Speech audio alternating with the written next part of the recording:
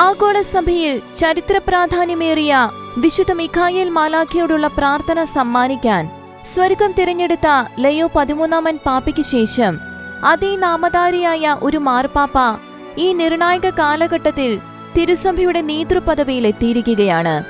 American കർദിനാൾ Robert Prevost Leo 14 പാപ്പ എന്ന പേര് സ്വീകരിച്ച് ഏറെ വെല്ലുവിളികൾ നിറഞ്ഞ അതിശ്രേഷ്ഠ ഉത്തരവാദിത്വത്തിലേക്ക് പ്രവേശിച്ചതും ആഗോള സഭയിൽ വിശുദ്ധ മിഖായേൽ മാലാഖയുടെ പ്രത്യക്ഷീകരണ തിരുനാളിലാണ് എന്നതും വെറും യാദൃശ്ചികമായി തള്ളിക്കളയാനാവില്ല.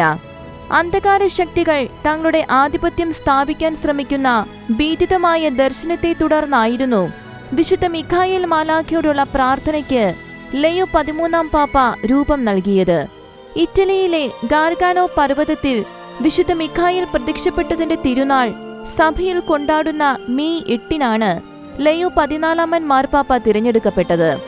ഇറ്റലിയിലെ മോണ്ടെ ഗാർഗാനോയിൽ ഒരു ബിഷപ്പിന് ലഭിച്ച മിഖായേൽ മാലാഖയുടെ പ്രത്യക്ഷീകരണവും വിശുദ്ധ മിഖായേലിന്റെ അത്ഭുത പ്രവർത്തനത്തിലൂടെ ശത്രു സൈന്യത്തിനുമേൽ നേടിയ വിജയവുമാണ് മെയ് 8 വിശുദ്ധ മിഖായേൽ മാലാഖയുടെ പ്രത്യക്ഷീകരണ തിരുനാളിൽ സ്മരിക്കുന്നത്.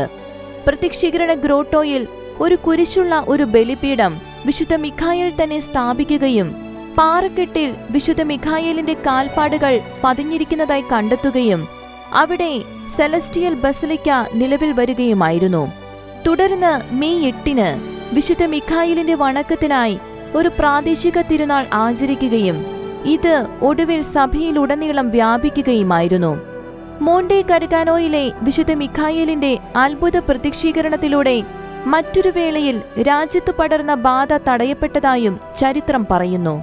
സ്വർഗ സൈന്യാധിപനായ വിശുദ്ധ മിഖായേൽ കർത്താവിന്റെ സഭയ്ക്ക് സംരക്ഷണം നൽകേണ്ടതിന്റെ പ്രാധാന്യം വർദ്ധിച്ചിരിക്കുന്ന ഈ നിർണായക കാലഘട്ടത്തിൽ ലയോ 13 പാപ്പയ്ക്ക് ലഭിച്ച ദർശനത്തിന്റെ അർത്ഥവും വിശുദ്ധ മിഖായേൽ മാലാഖയുടെ മധ്യസ്ഥ ശക്തിയുടെ പ്രസക്തിയും ഊട്ടി ഉറപ്പിച്ചുകൊണ്ട് വിശുദ്ധ മിഖായേലിന്റെ പ്രത്യക്ഷീകരണ തിരുനാളിൽ ലയോ 14 പാപ്പ സ്ഥാനമേറ്റെടുത്തതിൽ സ്വർഗത്തിനുള്ള വ്യക്തമായ പദ്ധതിയാണ് വെളിപ്പെട്ടിരിക്കുന്നത്.